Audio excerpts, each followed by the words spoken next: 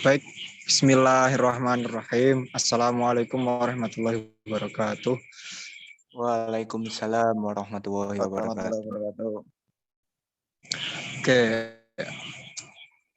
jadi di sini kita akan diskusi mengenai bacaan Bismillah. Pentingnya membaca Bismillah. Pengertian Bismillah dan keutamaannya. Bismillah atau bacaan basmalah itu sebagai kalimat yang diucapkan sebelum memulai kegiatan, memiliki makna yang sangat penting bagi seorang muslim. Saat kita akan melakukan aktivitas atau kegiatan apa saja, membaca bismillah akan membuat yang kita lakukan itu menjadi lancar ya.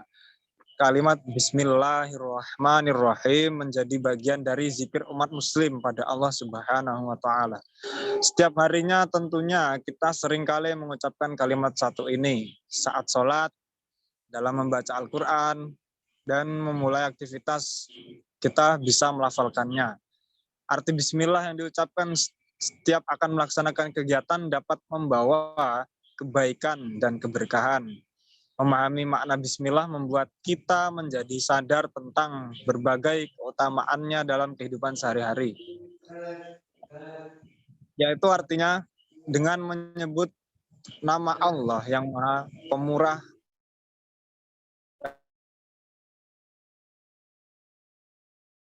bagi bismillah setiap akan memulai aktivitas atau kegiatan.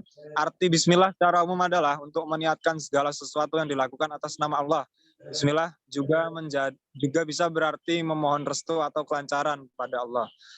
Bismillahirrahmanirrahim merupakan lafal yang ada di semua surat Al-Quran, kecuali surat At-Taubah. Ada 144 lafal Bismillahirrahmanirrahim yang disebutkan di Al-Quran. Bismillah merupakan kalimat yang sangat dianjurkan diucapkan setiap kali hendak memulai sesuatu. Terus keutamaan membaca bismillah yaitu dianjurkan untuk memohon kebaikan dan keberkahan di setiap hal yang dilakukan. Keutamaan membaca bismillah diantaranya adalah yang pertama itu menjadi pembatas dengan setan. Membaca bismillah itu bisa membuat pembatas antara manusia dan setan. Dengan mengawali segala hal dengan bismillahirrahmanirrahim, setan tidak akan dapat mengganggu aktivitas yang kita lakukan.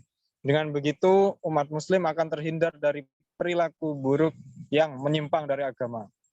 Yang kedua yaitu pembuka rezeki. Arti bismillah juga bisa menjadi pembuka pintu rezeki. Kalimat bismillahirrahmanirrahim akan membuat segala tujuan bisa lancar dilakukan dan mendapatkan keberkahan di setiap langkahnya.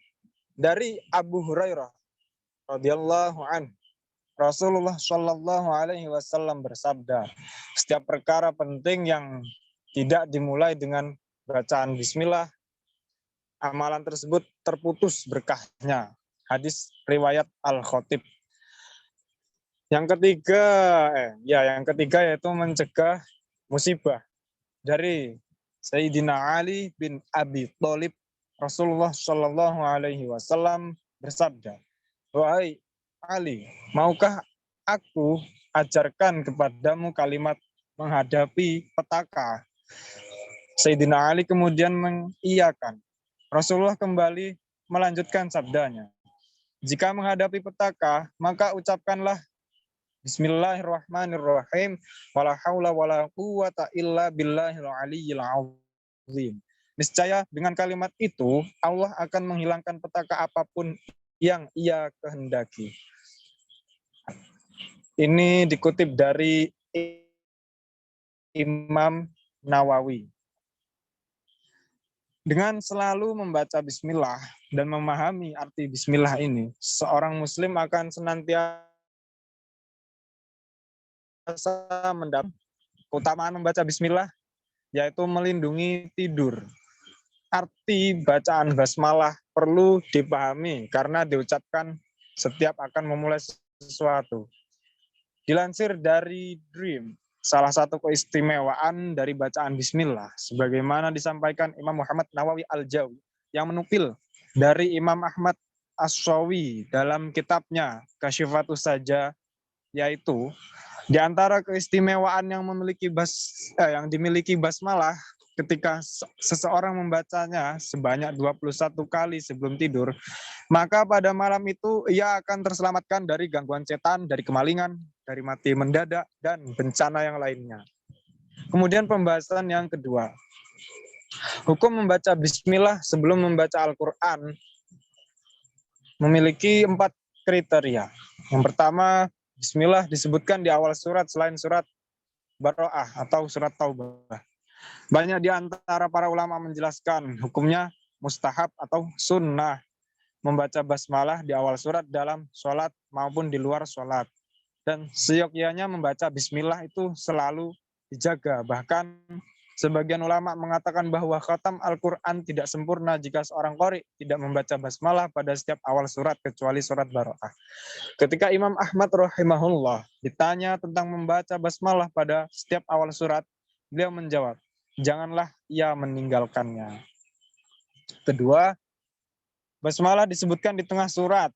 Inilah yang ditanyakan dalam soal di atas. Jumhur ulama dan qori berpendapat tidak masalah memulai tengah surat dengan basmalah. Dikisahkan dari Imam Ahmad tentang basmalah, setelah beliau berkata, janganlah ia meninggalkannya di awal surat jika ia membacanya pada sebagian surat. Bagaimana hukumnya?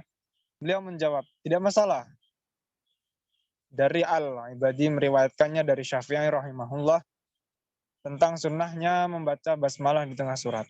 Para imam qiraat berkata, sangat dianjurkan membaca basmalah jika di dalam ayat yang akan dibacanya ada kata ganti yang kembali kepada Allah, seperti firman Allah, A'udzubillahi minasyaitonirrajim, ilaihi yuraddu ilaihi yuraddu ilmus sa'ah. Surah Fussilat ayat 47. Kepadanya lah dikembalikan apa? Pengetahuan tentang hari kiamat. Dan firman Allah yang lain, A'udzubillahi minasyaitonirrajim, wa huwal ladzi ansha'a jannatin. Wa huwal ladzi ansha'a jannatin. Surah Al-An'am ayat 141. Dan dialah yang menjadikan kebun-kebun. Karena penyebutan ayat seperti ini setelah meminta perlindungan dari kejelekan akhlak dan bisa jadi kembalinya kata ganti tersebut kepada setan. Ketiga, membacanya pada awal surah Baroah. Hampir tidak ada perbedaan di antara para ulama bahwa hal tersebut makruh. Soleh berkata dalam masailnya dari bapaknya Ahmad rahimahullah. Saya bertanya tentang surat Al-Anfal dan surat At-Taubah. Apakah boleh bagi seseorang memisah antara kedua surat tersebut dengan Bismillahirrahmanirrahim? Bapak saya berkata, dalam Al-Quran hendaknya mencukupkan dengan apa yang sudah menjadi ijma' para sahabat Rasulullah Shallallahu Alaihi Wasallam, tidak ditambah dan tidak dikurangi. Dan kriteria yang keempat yaitu membaca basmalah pada tengah surah Baroah atau surat At-Taubah. Para ulama qiraat berbeda pendapat dalam masalah ini. Sebagaimana yang diriwayatkan oleh Ibnu Hajar Al-Asqalani, oleh Ibnu Hajar Al-Haythami dalam Al-Fatwa Al-Fiqhiyah. Beliau berkata, As-Sakhawi yang termasuk ulama qiraat berkata, tidak ada perbedaan bahwa disunahkan untuk memulai tengah ayat dari surah Al-Baroah dengan basmalah dan dibedakan antara di awal dan di tengah surah. Namun karena tidak mengandung manfaat, pendapat ini dibantah oleh Al-Jabari yang juga termasuk ulama qiraat bahwa pendapat yang mengatakan makruh yang lebih dekat dengan kebenaran. Jadi yang makruh itu lebih dekat dengan kebenaran. Karena memang menuntut untuk meninggalkan basmalah di awal surah. Karena diturunkan dengan pedang. Di dalam surat tersebut tidak terdapat sikap tercela. Di dalam surat tersebut juga terdapat sikap tercela dari orang-orang munafik yang pada surat lain yang tidak disebutkan. Maka dari itu tidak disyariatkan membaca basmalah baik di awal maupun juga di tengah surah Al-Bara'ah. Adapun makna firman Allah Ta'ala, Iqra bismi rabbikal ladzi. Oh ya. Monggo yang lain kalau mau yang mau bertanya.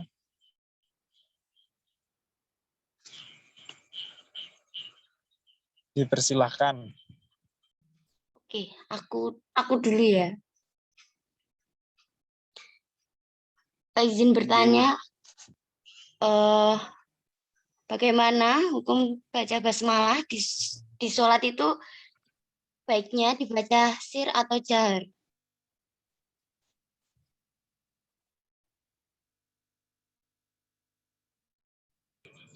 Gimana?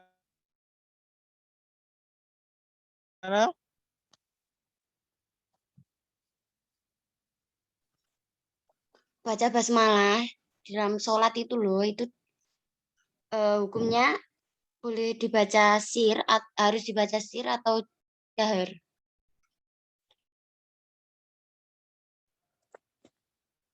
Saya mungkin izin memberikan pendapat, Mbak. Boleh. Monggo. Menurut saya kalau dalam sholat membaca basmalah itu, misal kita di dalam surat Al-Fatihah, itu memang harus dijaharkan. Karena ada beberapa pendapat bahwa basmalah itu termasuk dari bagian ayat dari surat Al-Fatihah itu sendiri. Sedangkan kalau kita memisal mau membaca surat pendeknya, itu baru bacaan basmalahnya boleh disirkan. Mungkin seperti itu jawaban dari saya. Baik. Mungkin itu lebih tepatnya untuk si imam ya. Ketika sholat berjamaah. Ketika munfarid sendiri kan biasanya dibaca sir.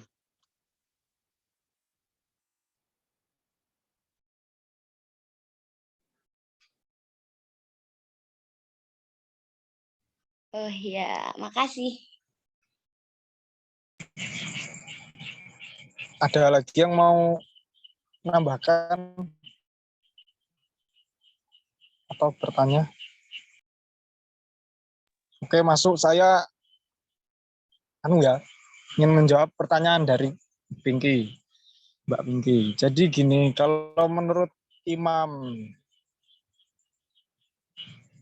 Syafi'i, yang terdapat Bismillah yang terdapat pada surah Al-Fatihah kan itu termasuk dari ayatnya Al-Fatihah.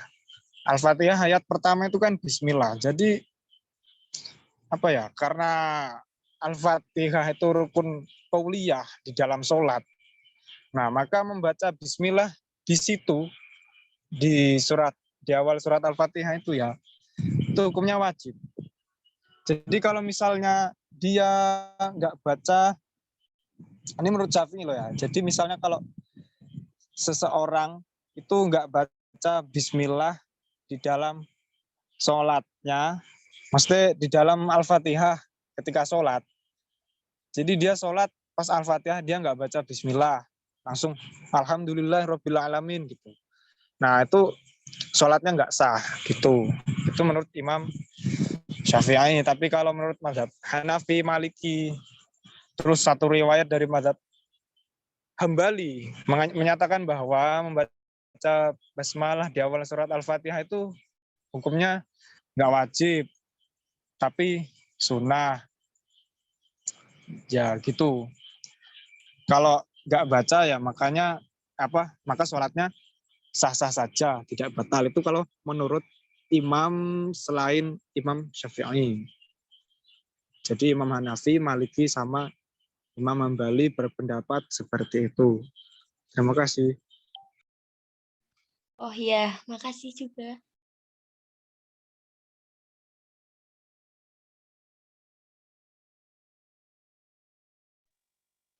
Kalau yang saya pernah lihat di YouTube-nya sholat berjamaah di Masjidil Haram itu loh, Mas. Nah, itu kan kebanyakan imam yang jadi imam di situ kan kebanyakan tidak menjaharkan bismillahnya itu gimana nih Mas? Berarti Ya, mereka itu mazhab yang bukan yang selain Syafi'i tadi ya? nggih. Ya tergantung. Jadi mereka mazhabnya ikut ke siapa gitu. Kalau Indonesia kan kebanyakan Syafi'i ya. Tapi anu terutama kan NU itu ya itu udah pasti Syafi'i. Ya gak mesti ding. Yang penting Ahlussunnah wal Jamaah gitu kalau NU. Tapi rata-rata kan Syafi'i yang dikaji juga Syafi'i. Ya, NU itu Syafi'i. Jadi rata-rata kalau orang Amit Sewu ya, kalau orang NU pakai Bismillah, bacanya jahar gitu. Ya tapi aslinya sir gak apa-apa. Yang penting dibaca. Itu nggak apa-apa. Yang penting dibaca. Nggak ada tuntutan harus sir atau jahar, nggak masalah gitu. Tapi kan kalau mazhab lain ya, kalau di Arab itu kan bermacam-macam. Kita kalau ke Maroko itu rata-rata Maliki, Mas.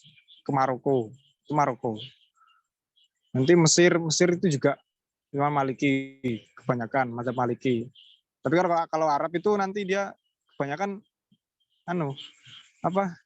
Wahabi gitu. Terus sebagian ikut mazhabnya Imam Hanafi gitu. Ya gitu. Bismillahnya kadang nggak dibaca, kadang ya dibaca tapi sir pelan gitu. Begitu Mas. Jadi ya tergantung mereka mazhab apa gitu. Nggak masalah, perbedaan mah nggak masalah. Berarti Makasih ini Mas. tepatnya itu ya Mas, apa namanya? Kayak lebih metodenya. Jadi tetap dibaca hukumnya wajib, cuma kalau metodenya boleh dengan sir ataupun jahar gitu. Ya itu tadi untuk yang Syafi'i, yang mazhab Syafi'i ya itu wajib dibaca. Tapi yang lainnya itu kan tadi saya udah jelaskan, imam selain itu yang 3 itu loh. Nah, Maliki, Ambali, Hanafi itu nggak wajib dibaca, katanya begitu. Itu kan yang mazhab yang Mu'tabaroh itu kan ada 4 ya. Yang sanadnya itu jelas sampai Nabi Muhammad, sampai Malaikat Jibril, sampai Gusti Allah itu ada. Gitu. Sanad ilmunya itu ada. Itu ya 4 mazhab itu. Jadi kita tinggal pilih mau yang mana. Jadi kan keren kalau ikut antara imam 4 itu kan ilmu kita nyambung sampai Rasulullah. Keren kan? Terserah mau ikut yang mana. Jadi tapi kalau yang Syafi'i itu ya wajar perbedaan pendapat. Masing-masing itu berijtihad ya. Jadi masing-masing juga mujtahid gitu. Kalau Syafi'i ya itu tadi pendapatnya harus dibaca. Sir itu kan ya apa ya? Enggak sir banget, mesti raketan pelan itu yo kerungu. Tapi enggak jahar kan jelas, mesti yo banter kerungu tapi yo kerungu. Tapi nek sing apa yang sir itu pelan, paling ya jamaah yang dekat-dekat imam toh yang denger. Atau mungkin dia bacanya di dalam hati ngono enggak apa-apa. Yang penting dibaca. Gitu aja sih. Itu menurut Imam Syafi'i. Baik Mas, terima kasih Baik, penjelasannya. makasih. Mungkin ada yang mau menambahkan, monggo.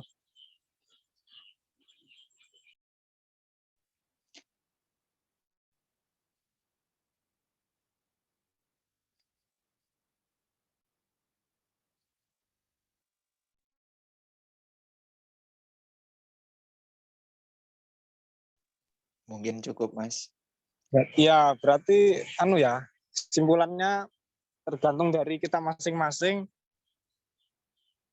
ikut mazhab siapa, kan gitu, imam siapa. Nah, jadi kalau kita ikut mazhab Maliki ya berarti seluruh ubudiyah kita ya ikut madzhab Maliki, cara ibadah kita ikut Maliki, sholatnya pakai cara Imam Maliki, wudhunya Imam Maliki, apapun puasanya juga Imam Maliki, haji, zakat gitu. Ya, jadi kesimpulannya gitu. Baik, terima kasih atas teman-teman. Ya, yang Syafi'i, ayo monggo kita jangan lupa baca bismillah Fatihah di dalam sholat. Oke. Siap, Mas. Terima kasih. Siap. Ya, kita tutup diskusi ini.